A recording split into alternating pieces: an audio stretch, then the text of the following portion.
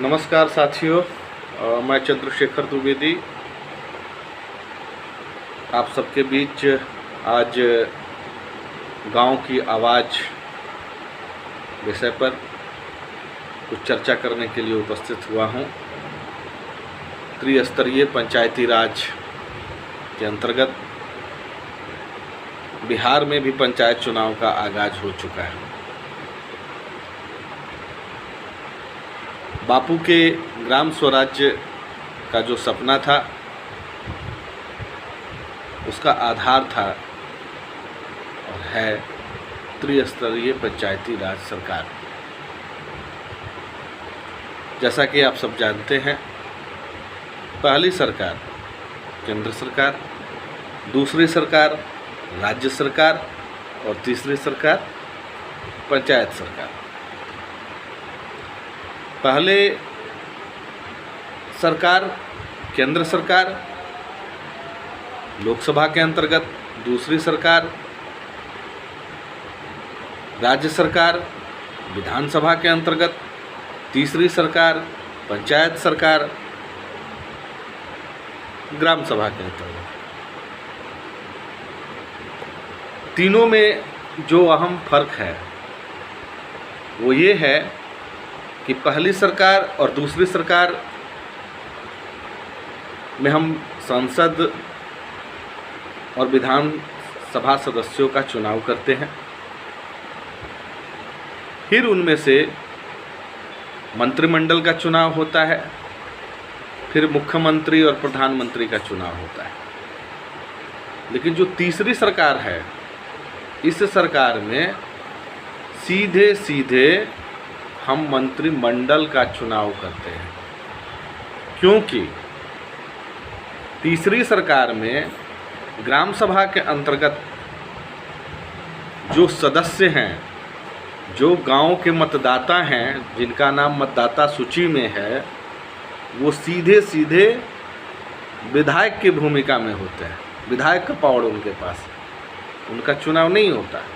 वो अपने आप में विधायक हैं और वो सीधे सीधे वार्ड सदस्य को मंत्रिमंडल के रूप में और मुखिया को मुख्यमंत्री के रूप में चुनाव करते हैं। आप समझ सकते हैं कि एक आम मतदाता का अधिकार तीसरी सरकार में कितना बड़ा है। और जब मंत्रिमंडल के चुनाव करने की बात हो और मुख्यमंत्री का चुनाव करने की बात हो मुखिया के रूप में, तो ये कितना महत्वपूर्ण और कितना सजग हो करके, कितना सचेत हो करके ग्राम सभा के सदस्यों को निर्णय लेना होगा, आप समझ सकते हैं।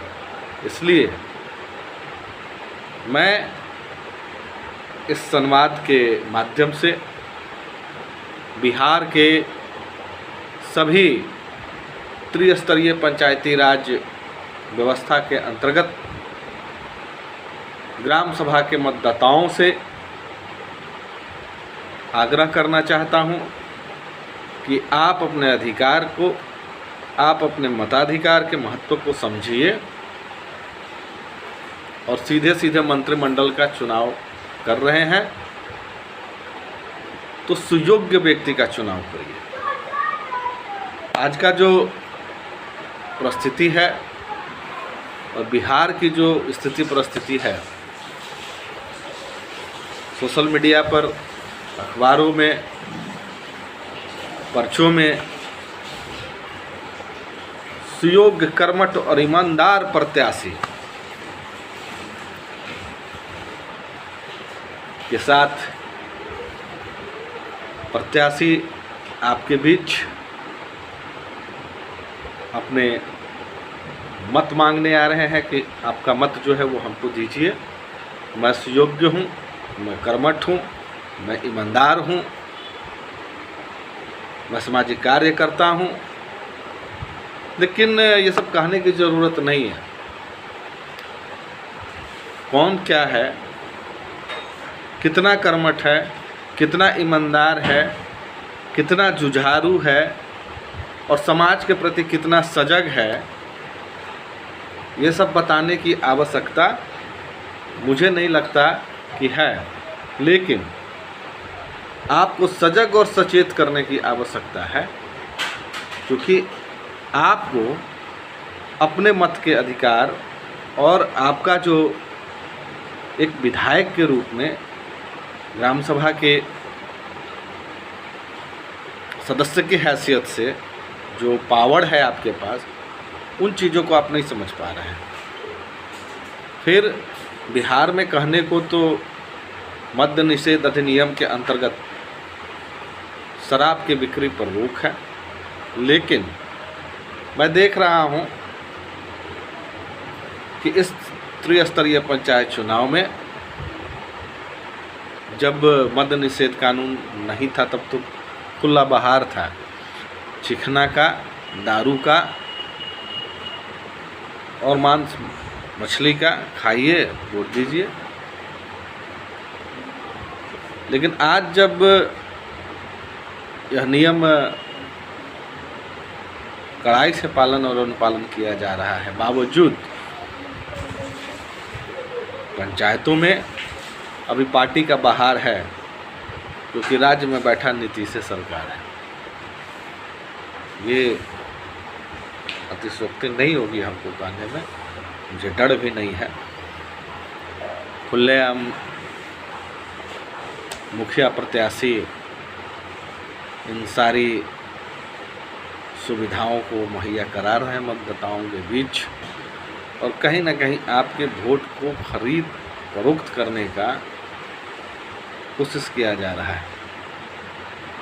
इसलिए आपसे आग्रह है कि आप अपने मत को दारू, शराब, चिखना में मत बेचिए, पैसों में मत बेचिए, बिकिए नहीं, क्योंकि आप अपने आप में विधायक हैं और आपको सीधे सीधे मंत्रिमंडल चुनाव करना है, मुखिया को मुख्यमंत्री के रूप में चुनाव करना है।